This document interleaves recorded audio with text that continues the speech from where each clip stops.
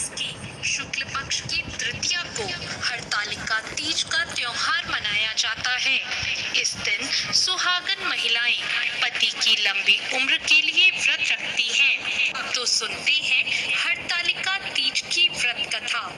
दोस्तों, हरियाली तीज व्रत कथा के अनुसार शिव जी ने माता पार्वती को इस व्रत के बारे में विस्तार पूर्वक समझाया था।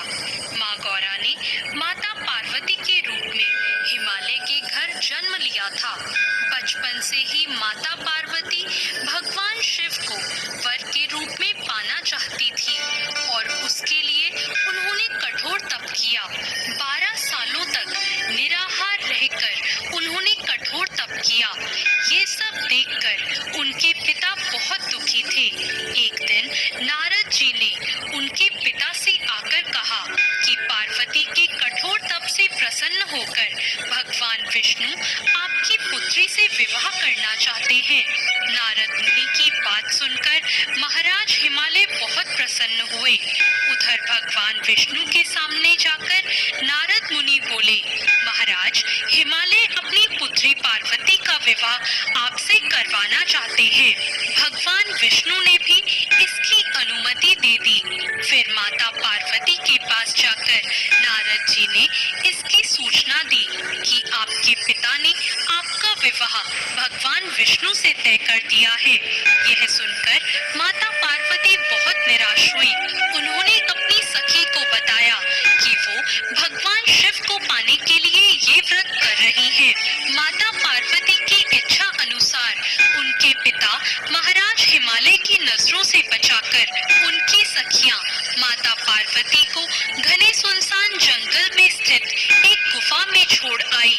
यहीं रहकर उन्होंने भगवान शिव को पति के रूप में पाने के लिए कठोर तप शुरू किया, जिसके लिए उन्होंने रेत से एक शिवलिंग की स्थापना की। संयोग से हस्त नक्षत्र में भाद्रपद शुक्ल तृतीया का वह दिन था जब माता पार्वती ने शिवलिंग की स्थापना की थी। इस दिन निर्जला उपवास रखते हुए उन्होंने रात्रि में जागरण भी किया था। उनके कठोर तप से भगवान शिव प्रसन्न हुए और माता पार्वती को उनकी मनोकामना पूर्ण होने का वरदान दिया। अगले दिन अपनी सखी के साथ माता पार्वती ने व्रत का पारण किया और समस्त पूजा सामग्री को गंगा नदी में प्रवाहित कर दिया। उधर माता पार्वती के पिता भगवान विष्णु को अपनी बेटी से विवाह करने का वचन दिए जाने के बाद पुत्री के घर छोड़ देने से व्याकुल थे। वह माता पार्वती को ढूंढते हुए उस स्थान तक जा पहुँचे जहाँ माता पार्वती थी। इसके बाद माता पार्वती ने उन्हें अपना घर छोड़ देने का कारण बताया और भगवान शिव से विवाह करने का अपना संकल्प और भगवान शिव द्वारा मिले वरदान के बारे में भी बताया। इसके बाद माता पार्वती के पिता हिमालय ने भगवान विष्णु से माफी मांगी और वे भगवान शिव के साथ माता पार्वती के विवाह के लिए राजी हो गए। कुछ समय बाद उन्होंने माता पार्वती का विवाह भगवान शिव के साथ पूरे विधि विधान पूर्वक करवा दिया। मान्यता है कि इस दिन जो महिलाएं विधि विधान पूर्वक और पूर्ण निष्ठा से इस व्रत को करती हैं, वे मन चाहे वर को प्राप्त करती हैं। साथ ही यह पर्व दाम्पत्य जीवन में खुशी बरकरार रखने के उद्देश्य से भी मनाया जाता है।